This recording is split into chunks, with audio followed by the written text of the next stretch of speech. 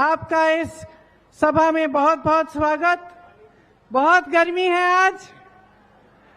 मैंने सुना कि शादी का भी समय है, बहुत शादियां भी हैं, फिर भी आप सब यहाँ आए हैं मेरी बातों को सुनने के लिए।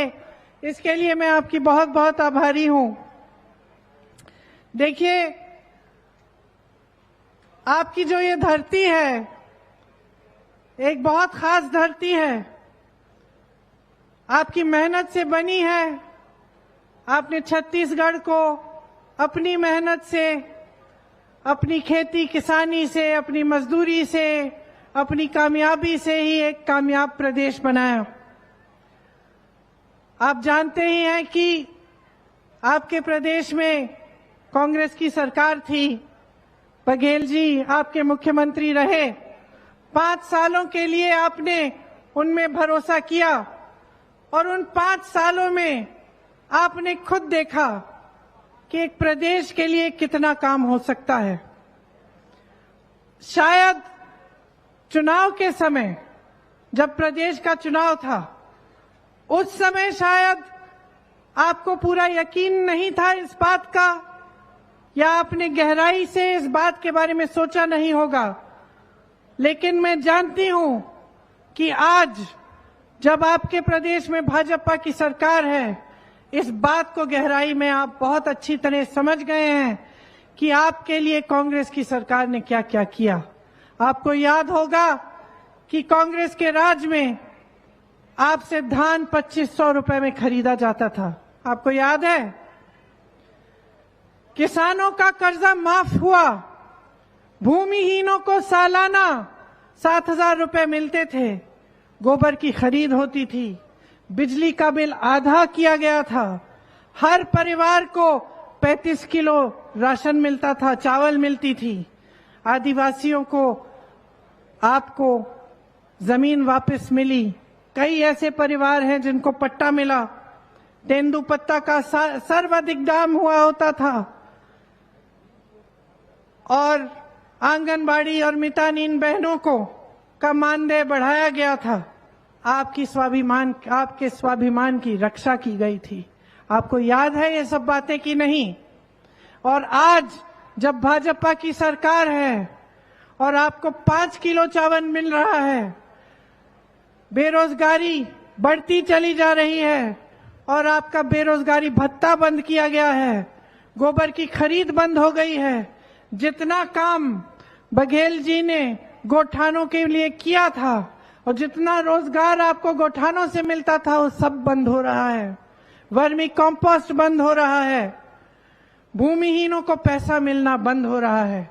तो आज आपको पूरी तरह से यह एहसास होगा कि जब कांग्रेस की सरकार थी तो आपकी क्या परिस्थिति थी और जब भाजपा की सरकार है तो आपकी क्या परिस्थिति है।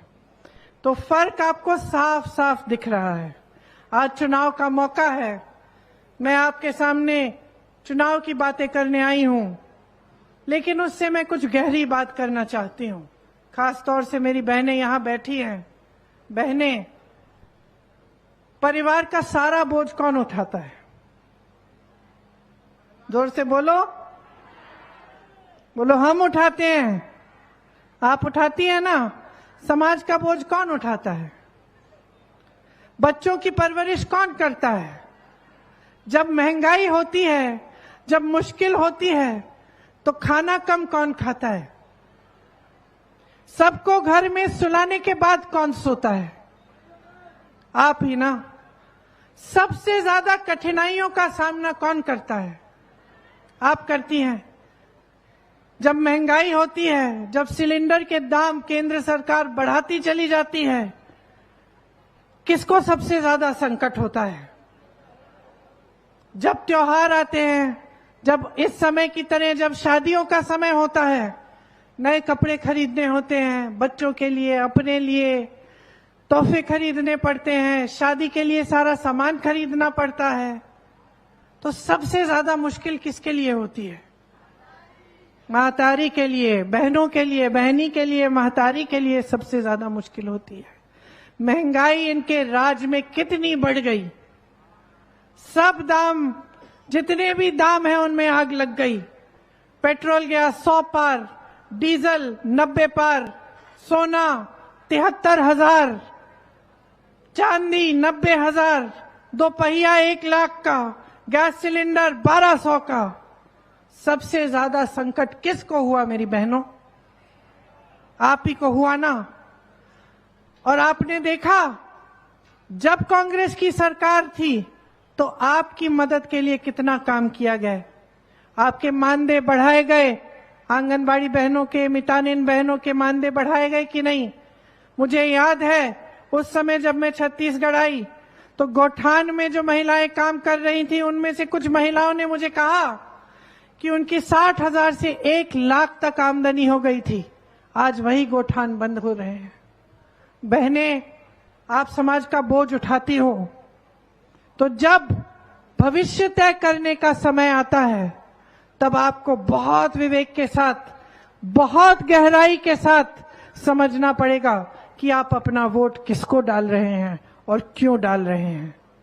देखिए, भारत ऐसे नहीं विकसित होगा कि आपको 5 किलो राशन का बोरा पकड़ा लिया और उसी से आप खुश रहे। आपने मेहनत से, मेरे भाइयों, आपने, मेरी बहनों, आपने मेहनत से अपने बच्चों को बड़ा किया, मेहनत से उन्हें पढ़ाया। आज गरीब से गरीब परिवार सबसे पहले ये चाहता है कि बच्चा पूरी तरह से पढ़ाई करे। चाहते हो कि नहीं? चाहे आप खेती किसानी करते हो, चाहे आप मजदूरी करते हो, सब चाहते हैं कि बच्चा अच्छे पाठशाला में पढ़े, बच्ची की अच्छी शिक्षा हो ताकि बड़े होकर रोजगार मिले, बड़े होकर आपकी देखभाल हो। सब यही प्रयास करते हैं। जब कांग्रेस की सरकार थी तो तमाम पाठशालाएं खोली गई, इंग्लिश मीडियम स्कूल खोले गए जिसमें आपकी पढ़ाई आसानी से हो सकती थी। आज बघेल जी ने कहा उन्हीं पाठशालाओं में आपसे बड़ी बड़ी फीस ली जाती है। आप सबने मेहनत की, अपने बच्चों को पढ़ाया लिखाया, इसलिए कि एक सरकार आए, उसको 5 किलो राशन पकड़ा दे और बोले घर पे बैठो। ऐसे बनेगा भविष्य आपके बच्चों का? कोई मना नहीं करता, राशन मिलना चाहिए, हमने तो और भी दिया। ये लोग 5 किलो दे रहे हैं चावल, हमने 35 किलो दिया। लेकिन हमने कभी ये नहीं कहा कि यही तुम्हारे लिए काफी है। हमने कभी इस मंच पे खड़े होकर ये नहीं कहा कि बस तुम्हें यही मिलेगा। हम तुम्हारे रोजगार की बात नहीं करेंगे, हम बढ़ती हुई महंगाई की बात नहीं करेंगे। हमने तुम्हें राशन दे दिया, इसी से खुश रहो, कभी नहीं कहा किसी कांग्रेस के नेता ने। लेकिन भाजपा का एक एक नेता, भाजपा के प्रधानमंत्री भी ऐसा कहते हैं। रोजगार की बात नहीं करते, रोजगार बनाने की बात नहीं करते, महंगाई घटाने की बात नहीं करते। 1200 रुपए का गैस सिलेंडर आपसे खरीदवाया 5 सालों के लिए, 1200 रुपए का सिलेंडर आपसे खरीदवाया और चुनाव आ रहा था, 2 महीने पहले उसको 400 बना दिया। बहनें सोचो, बहनें सोचो। कह रही हैं कि अभी भी नहीं मिल रहा है 400 का, लेकिन सोचो क्या नियत हो सकती है कि पहले तो आपसे 1200 रुपए में खरीदवाया, जैसे ही चुनाव आया ये कह दिया कि ये 400 का हो जाएगा। क्यों? चुनाव के पहले आपको सिलेंडर की जरूरत नहीं थी? चुनाव के पहले आपका कोई संघर्ष नहीं था क्या? चुनाव के पहले महंगाई नहीं थी? तो चुनाव के पहले क्यों नहीं सोची ये बातें? देखिए, सबसे बड़ी बात तो ये है कि आज इस देश में नाटक और नौटंकी की राजनीति चल रही है, नैतिकता की राजनीति नहीं है। आपके सामने मंच पे खड़े होकर बड़े से बड़े नेता आते हैं, मुख्यमंत्री आते हैं बड़े बड़े प्रदेशों के, प्रधानमंत्री आते हैं हमारे देश के, और उनको अपने दिल में यह एहसास नहीं होता कि यहां खड़े होकर जनता का आदर सम्मान लेकर, जनता की श्रद्धा लेकर उन्हें जनता से सच कहना चाहिए। उनको ये एहसास नहीं होता। उनको लगता है कि जनता के सामने कुछ भी कह दें, कितने भी झूठे वादे कर लें, जनता पूछेगी नहीं। अपनी सत्ता दिखाते हैं, अपनी शोहरत दिखाते हैं, अपनी शान दिखाते हैं, लेकिन आपके प्रति श्रद्धा नहीं दिखाते, आपके प्रति आदर नहीं दिखाते। और ये इस देश की परंपरा नहीं है, ये इस देश की राजनीति नहीं रही। मेरे भाइयों, मेरी बहनों, इस देश की पुरानी परंपरा है, हिंदू धर्म की परंपरा है, आदिवासी धर्म की परंपरा है, इस देश की राजनीतिक परंपरा है। महात्मा गांधी जी की परंपरा थी कि इस देश में नेता का धर्म सेवा होता है, इस देश में जनता सर्वोपरि होती है। इस देश में हर एक नेता जानता था कि जनता के सामने खड़ा होता है तो सच नहीं बोलेगा तो जनता सबक सिखाएगी। लेकिन आज मेरे बहनों और भाइयों, परिस्थितियां बदल गई हैं। आपने इतनी सत्ता दी, इतना सम्मान दिया, आपने इतनी श्रद्धा दी कि एक नेता बहुत अहंकारी हो गए हैं, बहुत बड़े हो गए हैं, अपने आप को आपसे ऊपर समझने लग गए हैं। और इस अहंकार में उनका घमंड इतना बढ़ गया है कि उनके आसपास के लोग उनको सच्चाई नहीं बताते। आज परिस्थितियां ये है कि इस देश के प्रधानमंत्री इस तरह के बड़े मंच पर तो आपके सामने आ जाते हैं, लेकिन आपके बीच कभी नहीं आते, आपके गांव में नहीं आते, आपके घरों में नहीं आते, ये देखने नहीं आते कि आप कैसे जी रहे हो, आपके क्या क्या संघर्ष हैं, आप इतनी महंगाई में कैसे अपनी सब्जियां खरीद रहे हो, कैसे दाल रोटी पूरी हो रही है, किस तरह से बच्चों को पढ़ा रहे हो, वो पूछने तक नहीं आते। लेकिन इस देश की परंपरा मत भूलो बहनों और भाइयों, इंदिरा जी जैसी बड़ी नेता आपके घरों में आई। मैं छोटे छोटे गांवों में जाती हूं, उत्तर प्रदेश के कोने कोने में गई, मुझे खुद ताज्जुब हुआ। कोने कोने में जाकर किसी छोटे गांव में मैंने खीर खाई और वहां की एक बूढ़ी महिला ने कहा, जानती हो ये खीर मैंने तुम्हारी दादी को भी खिलाई थी, वो भी यहाँ आई थी उस समय जब कोई हेलीकॉप्टर उड़कर वहां नहीं जाता था, जब कोई हवाई अड्डा नहीं होता था वहां के पास, गाड़ी में, पैदल, टांगे में, हाथी पे बैठ के गांव गांव तक पहुंचती थी। इस देश की नेता थी। और वो एक लौती ऐसी नेता नहीं थी, इस देश का हर नेता जानता था कि देश की जनता के प्रति श्रद्धा के बिना कोई सत्ता नहीं मिलने वाली और ये देश आगे बढ़ने नहीं वाला। लेकिन आज जैसे मैंने कहा, ये परिस्थितियां बदल गई हैं, महंगाई बढ़ रही है, प्रधानमंत्री जी को मालूम ही नहीं है। अगर मालूम होता तो आपके सामने जब आते तो क्या महंगाई की बात नहीं करते, क्या ये बात नहीं करते? ये दुनिया के जो सबसे बड़े नेता हैं, जिनकी इतनी सत्ता है कि भाजपा का एक एक नेता कहता है कि मोदी जी से बड़ा कोई दुनिया में नेता ही नहीं है, कि दुनिया के सारे राष्ट्रपति और प्रधानमंत्री मोदी जी की ओर देखते हैं, कि जब दुनिया में कोई बड़ा जंग होता है तो चुटकी बजाकर मोदी जी उस जंग को बंद कर सकते हैं। अच्छा, जंग को बंद कर सकते हैं तो अपने देश में, अपनी जनता के लिए, अपने भाई बहनों के लिए बेरोजगारी को क्यों खत्म नहीं किया? इतने बड़े नेता हैं, इतनी सत्ता है, 10 सालों से किसी ने तुम्हारी सत्ता पे उंगली नहीं उठाई, किसी ने तुमसे सवाल नहीं पूछा, सारी मीडिया तुम्हारे सामने झुक गई, पूरा देश तुम्हारे सामने झुकता है, लेकिन तुमने 10 सालों में महंगाई कम क्यों नहीं की? मेरी बहनों की मदद क्यों नहीं की? जब मेरी बहनों पर अत्याचार हो रहा था तो जिसने अत्याचार किया, जहां जहां भी किया, उसको बचाने वाला कौन था? हाथरस को देखिए, उन्नाव को देखिए, मणिपुर में देखिए क्या हुआ एक महिला के साथ, वो भी आदिवासी महिला थी। पूरे देश के सामने उसके साथ अत्याचार हुआ। मोदी जी ने क्या किया? अपना मुंह फेर लिया, आंखें मूंद ली, और जहां जहां महिलाओं के साथ अत्याचार हो रहा है, चाहे उत्तराखंड में हो, चाहे उत्तर प्रदेश में हो, चाहे हरियाणा में हो, चाहे हमारी ओलंपिक मेडलिस्ट के साथ ना हो, इस सरकार ने, नरेंद्र मोदी जी की सरकार ने अत्याचारों को बचाया है। उन्होंने उनको बचाया है जिन्होंने किसानों को अपनी जीप के पहिए के नीचे कुचला, किसानों को नहीं बचाया। उन्होंने उनके कर्ज माफ किए, 16 लाख करोड़ रुपए के कर्ज, जो बड़े बड़े उद्योगपति इनके दोस्त हैं, लेकिन किसानों के कर्ज माफ नहीं किए। जब गन्ने का बकाया था 15,000 करोड़, तब उन्होंने नए संसद के लिए 20,000 करोड़ खर्च लिए, लेकिन गन्ने का बकाया नहीं दिया उत्तर प्रदेश के किसान को। जब किसान रो रहा था, आंदोलन कर रहा था, तो प्रधानमंत्री जी अपने घर से बाहर नहीं निकले। मात्र 2 किलोमीटर 3 किलोमीटर की दूरी पर रहते हैं, बाहर नहीं निकले। 600 किसान शहीद हुए, लेकिन प्रधानमंत्री बाहर नहीं निकले उनकी बातों की सुनवाई करने के लिए। आज ये है इस देश की परिस्थिति कि आपके सामने ये हिम्मत है उनकी कि कहें कि दुनिया के सबसे बड़े नेता हैं, लेकिन इस दुनिया के सबसे बड़े नेता को ये नहीं लगता कि अपने देशवासियों के प्रति उनकी कोई जिम्मेदारी है।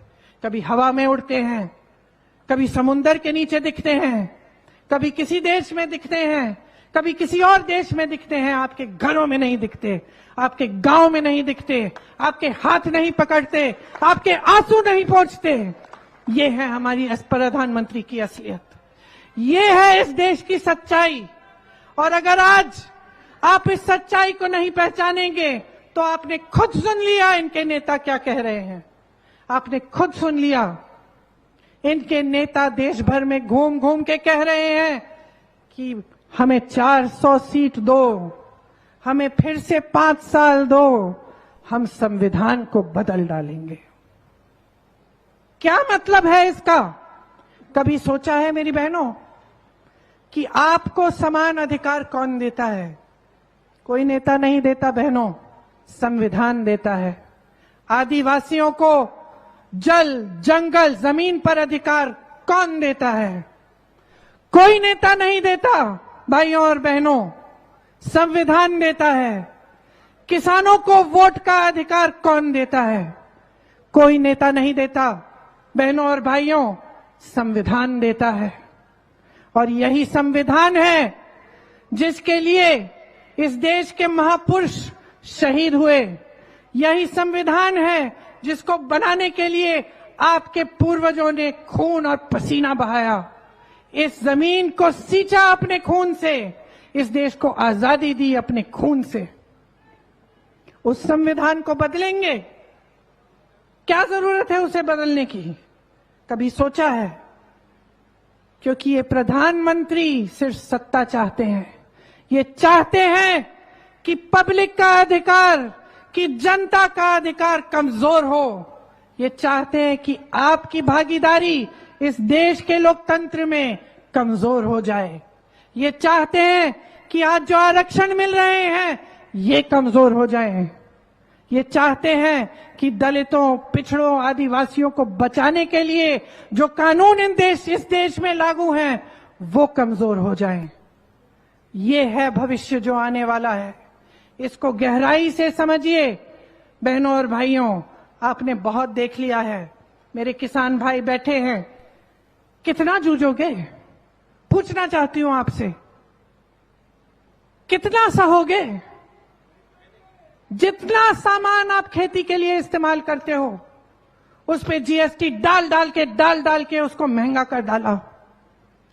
खेती से रोजगार मिलता था, खेती से आमदनी बनती थी, खेती से किसान मजबूत बनता था। आज क्या हालात है? आज हालात ये है कि देश भर में खेती से कमाई होनी बंद हो गई है। कौन कमा रहा है उपज से? अडानी कमा रहे हैं उपज से, बड़े बड़े उद्योगपति कमा रहे हैं। मैं हिमाचल में, मेरा घर है, हिमाचल के किसानों से पूछो, सेब की उपज होती थी, दाम किसान तय करता था, आज दाम अडानी तय कर रहे हैं। आज प्रधानमंत्री जी ने अपने बड़े बड़े उद्योगपति मित्रों को इस देश की सारी संपत्ति सौंप दी है। कोयला, सीमेंट, सड़कें, हवाई अड्डे, बंदरगाह, बड़े बड़े पीएसयू के सब्सिडरी सारे अपने बड़े बड़े उद्योगपति मित्रों को सौंप दिए।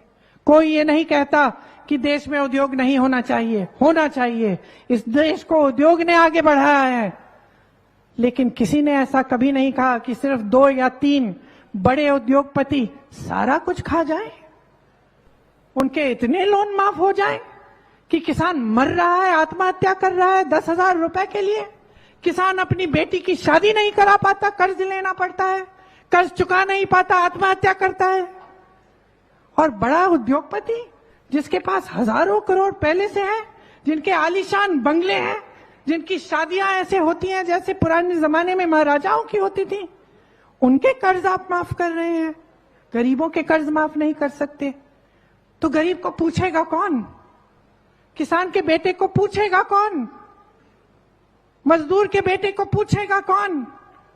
मेरी बहनें, आपकी बेटियों को पूछेगा कौन? अगर यही चलता चले जाएगा तो इस देश के भविष्य में सिर्फ यही होगा कि जितने बड़े बड़े उद्योगपति हैं, और वो भी सिर्फ जो प्रधानमंत्री जी के मित्र हैं, वो आगे बढ़ते चले जाएंगे और आप पीछे इस दलदल और खाई में हमेशा रहेंगे। यही है आज इस देश की असलियत। आज इस देश की असलियत ये है कि जब आपके सामने आते हैं भाजपा के नेता तो सिर्फ 2 बातें करते हैं, महंगाई नहीं, बेरोजगारी नहीं, रोजगार कैसे बनाएंगे नहीं, खेतों को, किसानों को मजबूत कैसे बनाएंगे नहीं, महिलाओं को अत्याचार से बचाएंगे कैसे बचाएंगे, ये बातें नहीं होती। सिर्फ 2 बातें, परिवारवाद और भ्रष्टाचार। कल आएंगे, परसों आएंगे मोदी जी, सुन लेना, यही 2 बातें कहेंगे। हम सबको भ्रष्ट कह डालेंगे, सारी दुनिया भ्रष्ट है, सिर्फ मोदी जी ईमानदार हैं, ये कहेंगे आपको। ये कहेंगे कि सिर्फ मोदी जी अकेले भ्रष्टाचार के खिलाफ लड़ रहे हैं, सिर्फ मोदी जी अपने बारे में ऐसे बोलेंगे, सिर्फ मोदी लड़ रहा है, मोदी को साथ दो। और मैं आपको कहना चाहती हूं कि सच्चाई बाहर आ गई है। आज भ्रष्टाचार की सच्चाई बाहर आ गई है, क्योंकि इन्होंने एक कानून बनाया था, इलेक्टोरल बॉन्ड्स बोलते थे उस स्कीम को, जो उस कानून के तहत इन्होंने ऑर्डिनेंस से पास किया। उस स्कीम में जो भी इनको चंदा देता था उसका नाम गुप्त रहता था। गुप्त मतलब जनता को नहीं पता था कि कौन किसको कितना चंदा दे रहा है, ठीक है।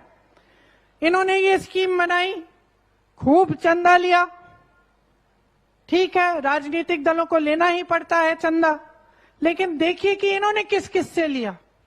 सुप्रीम कोर्ट ने जब देखा कि ये नाम गुप्त है, तो सुप्रीम कोर्ट ने कहा कि ये नाम गुप्त नहीं होने चाहिए, पारदर्शी करो, सूची निकालो, किसने चंदा दी, किस राजनीतिक दल को दी, भाजपा को किसने दिया, कांग्रेस को किसने दिया, कितना दिया, ये सब जनता को पता होना चाहिए। जब ये सूची बाहर निकली भाइयों और बहनों, तो ये जो ईमानदार प्रधानमंत्री हैं हमारे, इनकी सच्चाई देश के सामने आई। पता चला कि जिस जिस पे छापा मारा था उससे चंदा लिया, चंदा लेने के बाद केस खत्म। जिस जिसको भ्रष्ट कहा था, जिस जिस पे कार्रवाई की थी, उससे चंदा लिया, चंदा लेने के बाद कार्रवाई बंद। पता चला कि ऐसी कंपनियों से चंदा लिया जिनका मुनाफा कम था, चंदा ज्यादा दे रही हैं। पता चला कि ऐसी ऐसी कंपनियों से चंदा लिया जिनसे इनको शर्म आनी चाहिए। गुजरात में एक पुल बना, वो पुल गिरा, बनाने वाले से चंदा लिया। सोच लीजिए, इनको कहते हैं कि प्रधानमंत्री ईमानदार हैं, ये सबको भ्रष्ट कहते हैं। इन्होंने ये औजार निकाल लिया है सारे विपक्ष को भ्रष्ट कहने का। यहां आपने देखा दिन रात भूपेश बघेल जी ने आपके लिए काम किया, मैंने देखा अपने आंखों से। क्या झेला है इन्होंने आपके लिए, आपकी सेवा के लिए, ये शायद आप पूरी तरह से नहीं जानते। इन पे कितने केस डाले गए, इनके कितने लोग गिरफ्तार किए गए, इनको कितना सताया गया, इनके पूरे परिवार को सताया गया। जो बीमार था, जो बुजुर्ग था, जो नौजवान था, सबको सामने बुलाया, छापा मारा, पूछताछ की, हर रोज कोई नया इल्जाम, हर रोज कोई नया आरोप, ये कहकर कि भ्रष्ट है, भ्रष्ट है, भ्रष्ट है। और कह कौन रहा था? कह कौन रहा था? कह वो रहे थे जिस पार्टी के नेता इलेक्टोरल बॉन्ड्स की स्कीम लाए। कह वो रहे थे जो आज सबसे भ्रष्ट साबित हुए हैं। और इतने भ्रष्ट हैं भाइयों और बहनों कि आरोप लगाते हैं। कल मैं बता देती हूं, अगर बघेल जी ने कह दिया ना कि मैं बीजेपी में जा रहा हूं, तो कह देंगे कि ये सबसे ईमानदार इंसान है। क्योंकि जो उनके पास जाता है, किसी भी पार्टी का नेता हो, तो सिलसिला आप देख लीजिए, क्रोनोलॉजी कहते हैं ना ये लोग, क्रोनोलॉजी। मैं बता रही हूं क्या क्रोनोलॉजी होती है। वो देखते हैं कि एक नेता अच्छा काम कर रहा है, किसी दूसरी दल पार्टी में है, विपक्ष में है, देखते हैं कि ये सक्षम नेता है, उस पे आरोप डालते हैं। आरोप डालते हैं, कहते हैं भ्रष्ट है, केस डालते हैं, छापे मारते हैं, तंग करते हैं पूरे परिवार को, उनको दबाव डालते हैं कि तुम बीजेपी में शामिल हो जाओ, भाजपा में। वो बेचारा दबाव में आ जाता है, शामिल हो जाता है। जैसे ही शामिल हो जाता है, सारे केस खत्म, धुल जाता है, पाक हो जाता है। और वही परिवारवाद की बातें कहते हैं कि हम सिर्फ अपने परिवारों को देखते हैं। अच्छा, तो जितने भी बेटे बेटियां, चाची चाचियां जो भी हैं राजनीतिक परिवारों के, जो भी इनकी पार्टी में शामिल होना चाहता है, वो खुद खोल ऐसे हाथ खोल के उनका इंतजार करते हैं, बुलाते हैं उनको, आइए। आज मैं दावे के साथ कह सकती हूं कि कांग्रेस में हो ना हो, लेकिन सबसे ज्यादा परिवारों के बेटे बेटियां, रिश्तेदार आज भाजपा में है। सच्चाई ये है बहनों और भाइयों, सच्चाई ये है कि अगर आप इस देश की राजनीति को बदलेंगे नहीं, आप आज ये नहीं समझेंगे कि जो नेता आपके सामने आता है वो आपकी समस्याओं को सुलझाने की बात करे, अगर आप मजबूर नहीं करोगे नेताओं को, अगर आप राजनीतिक दलों को मजबूर नहीं करोगे कि आपकी बातों पे चुनाव लड़ा जाए, कि आपके मसलों पे चुनाव लड़ा जाए, तब आपका भविष्य उज्जवल नहीं हो सकता। इसीलिए मैं आपको कहना चाहती हूं कि कांग्रेस पार्टी कुछ गारंटी लाई है इस चुनाव में। हर गरीब बहन को, जो सबसे बड़ी गरीब महिला है एक परिवार में, उसको सालाना 1 लाख रुपए की स्कीम हम लाएंगे। 25 लाख तक स्वास्थ्य के लिए आपका इंतजाम होगा, आपका इलाज होगा। 25 लाख रुपए तक मुफ्त में होगा। सरकारी नौकरियों में 50% मतलब आधी नौकरियां महिलाओं को जाएंगी। आशा, आंगनवाड़ी और मितानिन बहनों का मानदेय, केंद्र में मानदेय का एक हिस्सा होता है केंद्र का, उसको बढ़ाया जाएगा। बेरोजगारी को खत्म करने के लिए कांग्रेस छोटे और मध्यम कारोबारों को मजबूत बनाएगी, खेती किसानी को मजबूत बनाएगी। जो 30 लाख आज रोजगार केंद्र सरकार में खाली हैं, उनको कांग्रेस भरवाएगी। इसकी हम गारंटी देते हैं आपको। ये जो अग्निवीर का प्रोग्राम है, जिसमें आप सेना में मात्र 5 सालों के लिए जा सकते हैं, उसके बाद आपका क्या होगा किसी को नहीं मालूम, इसको हम रद्द करेंगे। 5,000 करोड़ रुपए का फंड बनाएंगे, जिससे नौजवान जब अपना छोटा छोटा कारोबार शुरू करना चाहता है, उसकी मदद हो। स्नातक पास बच्चों को 1 लाख रुपए सालाना मिलेगा जब तक उनको नौकरी नहीं मिलेगी। और एक अप्रेंटिसशिप का प्रोग्राम बनाएंगे, जिससे जब आप पास होते हो, उसके बाद आपको 1 साल के लिए एक नौकरी मिलेगी, जहां से आपको आमदनी मिल पाए, जब तक आपको कोई और नौकरी ना मिल पाए।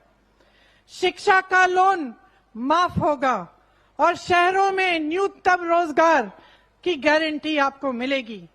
मेरे किसान भाइयों के लिए एमएसपी एक कानून बनेगा। और जो आपकी यहाँ की उपज है, आप जानते हैं कि जब हमारी प्रदेश सरकार थी तो उसके लिए भी हमने एमएसपी लाने का प्रयास किया, और हम कहते थे अगर फिर से सरकार आएगी तो आपके वन उपजों पर भी एमएसपी हम लागू करेंगे। तो एमएसपी को कानून बनाएंगे और जब आपके फसल का नुकसान होता है तो 30 दिनों के अंदर उसका भुगतान आपको पूरा मिलेगा। खेती के सारे सामानों पर जीएसटी खत्म होगी। इसका मतलब है कि आप किसानों की जो महंगाई है जिसका सामना किसान कर रहा है वो घटेगी। भूमिहीनों को जमीन दी जाएगी और न्यूनतम मजदूरी को 400 रुपए तक न्यूनतम आपको मजदूरी मिलेगी। देखिए, हम चाहते हैं कि हमारे आदिवासी भाई बहन, हमारे दलित भाई बहन और भी मजबूत बने। इसके लिए एससी एसटी सब प्लान हम लागू करना चाहते हैं।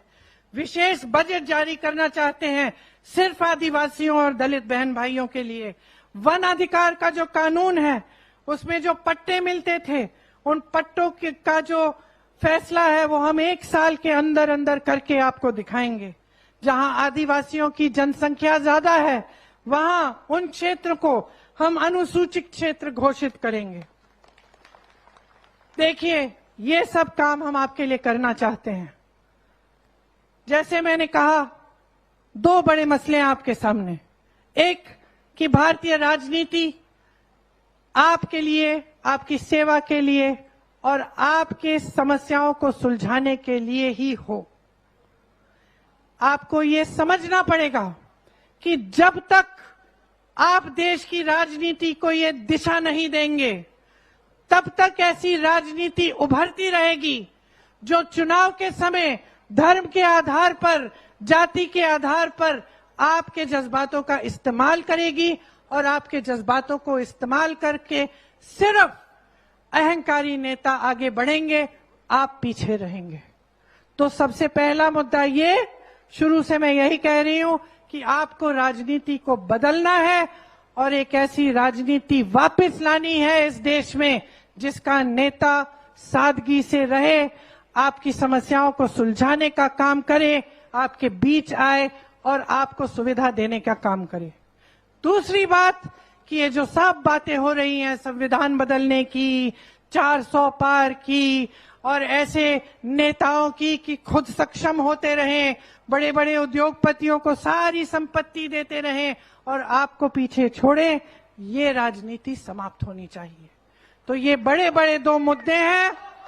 मेरी पूरी आशा है, उम्मीद है कि आप मेरी बातों को जिस तरह ध्यान से आप सुन रहे हैं उसी तरह से आप इनको याद करेंगे जिस दिन आप वोट देंगे और भूपेश बघेल जी को आप विजयी बनाएंगे, क्योंकि भूपेश बघेल जी ने हमेशा आपकी सेवा की है। वो समझते हैं इन बातों को, वो किसान के बेटे खुद हैं, तो वो समझते हैं आपके संघर्ष को। आप ही के संघर्ष से उठकर उभर कर आए हैं, तभी नेता बने हैं। इनके दिल में आपके लिए पूरी श्रद्धा है और उस श्रद्धा के तहत वे हमेशा आजीवन आपकी सेवा करेंगे। आपको बहुत बहुत धन्यवाद। बहुत ध्यान से आपने मेरी लंबी बातों को सुना। जय हिंद।